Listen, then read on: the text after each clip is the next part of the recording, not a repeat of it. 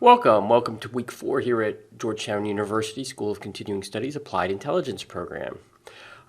Just paper 1, most of you have it back. There might be onesies and twosies who are still working on it, but I wanted to just give some high points on it. Again, most people did well, incorporated the requirements and the collection disciplines into your paper very proficiently. The one thing I will say is I make inline comments on the papers, and sometimes those don't show up if you're looking at your paper on an iPad or an iPhone. So I'd recommend going through it on a normal computer so you can see the inline comments. So again, requirements, I wrote this on most papers, too broad, way too broad. You have to narrow it down, and narrow it down. That's the key point. So again, some examples: will Russia invade Ukraine? That's way too broad. Something a little bit more specific in this case, and again, I don't think Russia is going to take Kyiv anytime soon, but if they do, or they try to take some of the other cities across the Dnieper, look for those very specific indicators of potential, so you can collect on, of potential activity. Same thing with China. Again, China and Taiwan seem to be a big one. Lots of people did their cases on that. That's way too broad. Will China invade Taiwan? Narrow it down. Again, something like, what capabilities does China have to present a missile blockade over Taiwan? This in of itself could even be several requirements could come out of this, but just to narrow it down, that's what would be narrowed down, and then you can collect on the number of missiles and the capabilities and the range and how they would be used in a particular scenario. So that is what I'm looking for as far as specificity. Again, way too broad on those first bullet points, and the second bullet points narrow it down a bit. Intel asset versus collection requirement. What I mean by this is, don't ask in your requirements, will SIGINT be effective against ISIS infiltrators coming into the United States? That is putting the cart before the horse, because maybe SIGINT isn't the best indicator or best collection asset. You want to ask the question that needs to be answered beforehand. I'll give you this example here.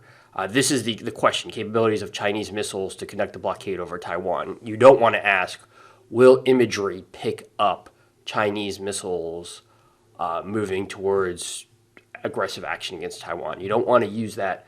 You don't want to put the cart before the horse. You want to ask the question first and then determine the collection requirement. And then finally, several of you did this social media exploitation. We didn't talk about it in class. There's future classes on this in the future, but so social media exploitation is something that many of you brought up. I just want to say it's not a panacea for everything. North Korea doesn't use social media. It's very hard to collect on North Korea for obvious reasons.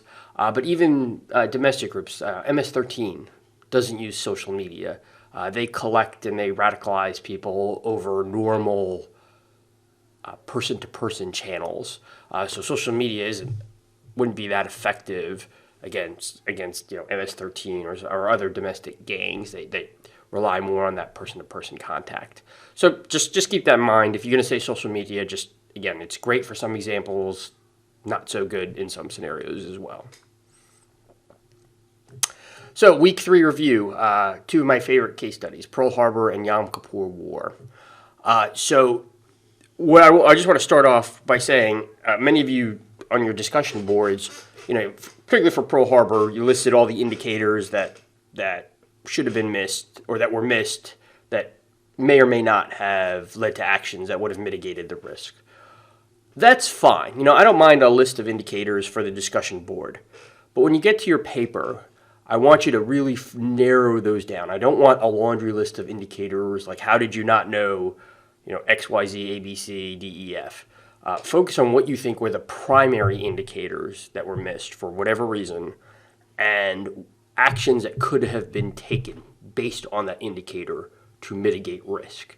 And again, we do this all the time after a a surprise attack. And I'll use the Capitol Hill case study, or Capitol Hill January 6th incident. Everyone looks back and said, well, look at all these internet traffics, all this postings that happened. How'd you not stop the January 6th incident? Well, that's, again, easy to say in hindsight, because all those indicators will rise up to front. But you're talking about a slew of websites and comments and social media posts that are very hard to sift through. So just keep that in mind, not just for this class, but in the future when we look at these intelligence failures. What were the real indicators, not just the things we could say after the fact? So, Pearl Harbor case study, again, some of the schools that are brought up in the DAL when we're talking about Pearl Harbor or really any other case study. The traditional school. This argues that there was just too much information, that, in hindsight, as I mentioned, you can pick out what the key information is, but at the time, there's just too much information coming abroad, and it's impossible to find that golden nugget through the slew of information. The traditional school was started by a woman named Roberta Wohlstetter, who came up with her theories. She wrote the book on Pearl Harbor, the first analysis of the intelligence failure. But it also came at the dawn of the nuclear age. And the theory was that at the time we were in conflict with the Soviet Union, and the Soviet Union launched a nuclear attack against us. We wouldn't know about it. We wouldn't know beforehand. There's no way.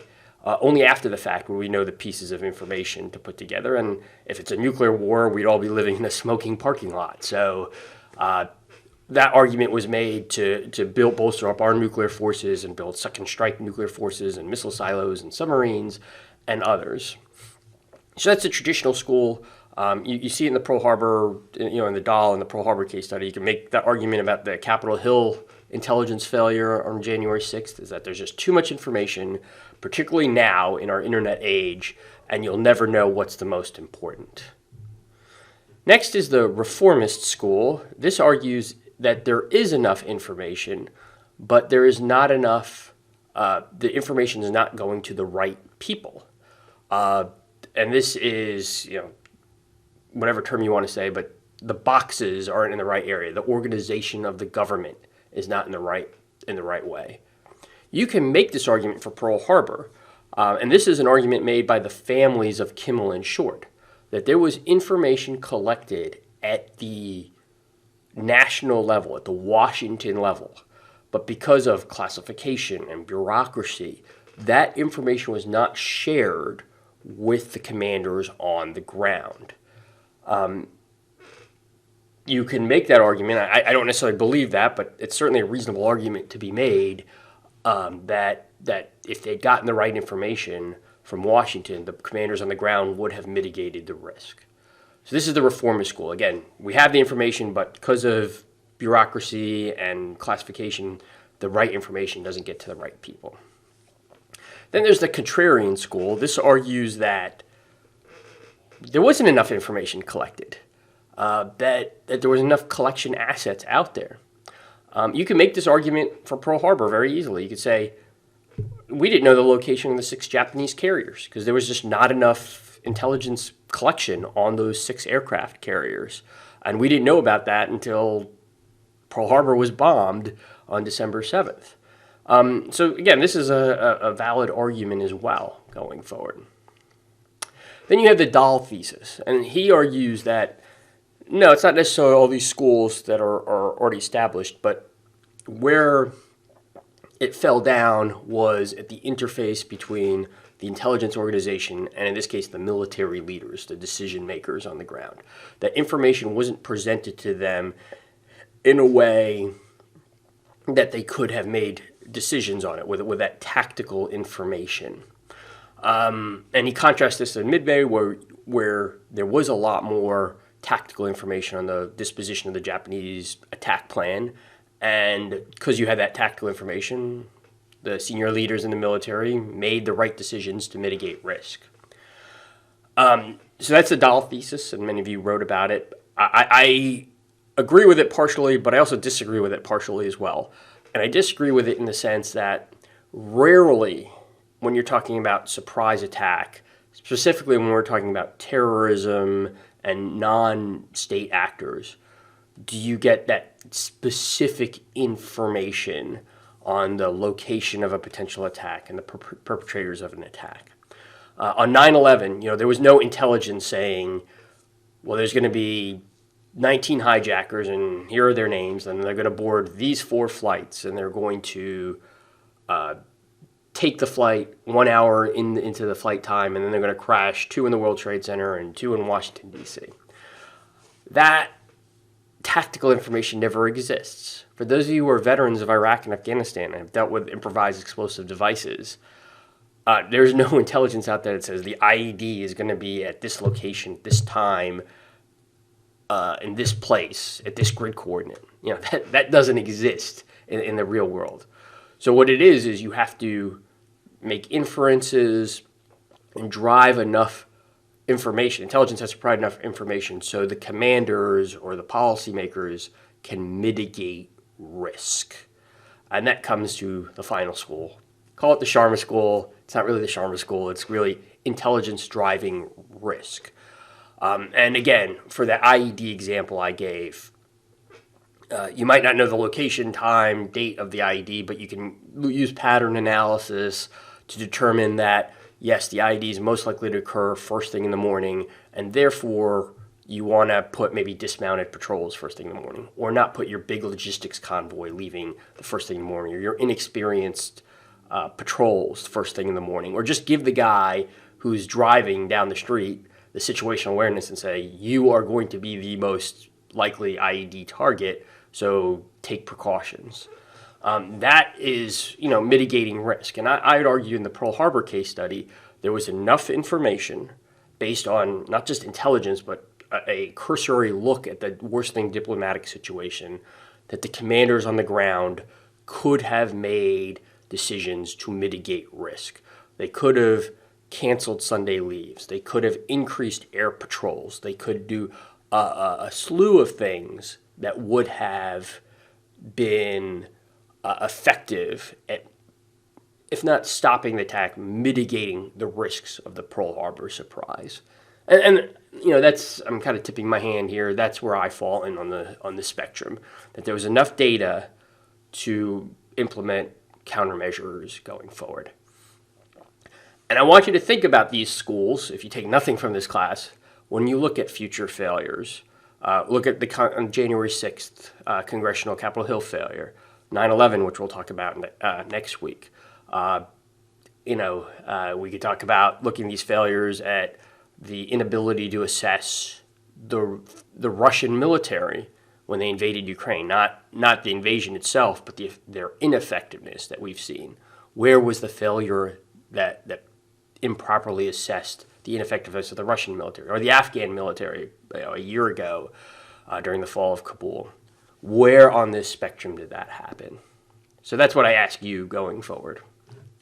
And then Yom Kippur War. So again, some failures, over-reliance on on a human, the single source. We're going to see that again next week in Iraq WMD. But in this case, they had invested so much in Narwan, the source, that they didn't think there'd be an attack until he revealed the potential of an attack. And again, Israeli commanders had that tunnel vision that said only when he reports will we know of an attack, and unfortunately he reported in a little bit too late. Addiction to preconceived notions. Many of you brought up the concept in your discussion that Israel or Egypt wouldn't attack Israel unless they could mitigate Israeli air superiority, either through their own air force or through surface-to-surface missiles that can destroy the Israeli air force. It turns out the Egyptians didn't need to completely destroy the Israeli air force. All they had to do was take a little bit of territory in the Suez or in the Sinai and then rely on their missile defense and air defense assets in that little strip of land. That they didn't need a whole new air force and they didn't need massive surface-to-surface assets to do so. And that was the concept, or the over-reliance on the concept. And then again, a lack of a comprehensive intelligence assessment. What I mean by this is the Israelis failed, and you saw that in the video, to understand, their assessments were tank to tank, aircraft to aircraft. Their assessments weren't really anti-aircraft to aircraft. or anti-tank missile to tank. They didn't have those asymmetric assessments in their analysis. They also politically failed to understand that Egypt did not need to take the whole of the Sinai Peninsula to achieve their political objectives. All they had to do was take a strip of land and defeat the Israelis, and they essentially, that was their political objective. And they, you can make the argument the Egyptians lost the Yom Kippur War, but they won it in the sense that they were able to defeat Israel and kind of force a political dynamic that eventually led to peace between Israel and Egypt. So that's both case studies. Again, these aren't historical, this isn't to teach you history, but to teach you a method of analysis when you're looking at future case studies that we're going to talk about this week and we're going to talk about in current events as well. So week 4 preview. This is lots of documentaries. There's a lot of work for this week. I'll be honest, lots of documentaries, and I'll talk about this in a second. But the 2 case studies are Iraq WMD and 9/11. Again, case studies that might be history for many of you, but are things I've lived with most of my adult life. So Iraq WMD, that's the first case study. Again, you have the Rachel Maddow documentary. Rachel Maddow is a political commentator, so you should have a little bit of scrutiny when looking at her, but the information that she presents is accurate and is well researched, at least in this documentary. You have the 60 Minutes curveball that we talked about failure in Humit for Narwan in the Yom Kippur War. We're going to see failure in Humit in this case study. And then the committee report. The Senate Select Committee report is 200 and some odd pages. Do not read 200 pages. Please, when you're going through it, it's laid out with blue boxes that give you the main points of each section. Read the blue boxes, and then if you have curiosity or you think there might be a paper or you want to expound on in your discussion, then go a little bit further. But don't read 200 pages of the whole thing. And then you have my lectures. I would recommend just going through the Iraq WMD, then doing the discussion question, then doing the 9/11, and then doing the discussion question. All right, so the documentary, again, this is lots of documentaries this week. National Geographic and the Nova NSA documentary, which are in the week 4 modules. And then the readings, you have the Dahl reading, and then the 9/11 one chapter in the commission. And then you have my lectures going forward. And as you're going through my lectures, ask, could 9/11 have been prevented based on the schools of thought that we talked about just a second ago? And can a 9/11 happen now in 2022? So just be cognizant of that as you're going forward. So if there's questions or issues, again, let me know, and I look forward to this week's discussion.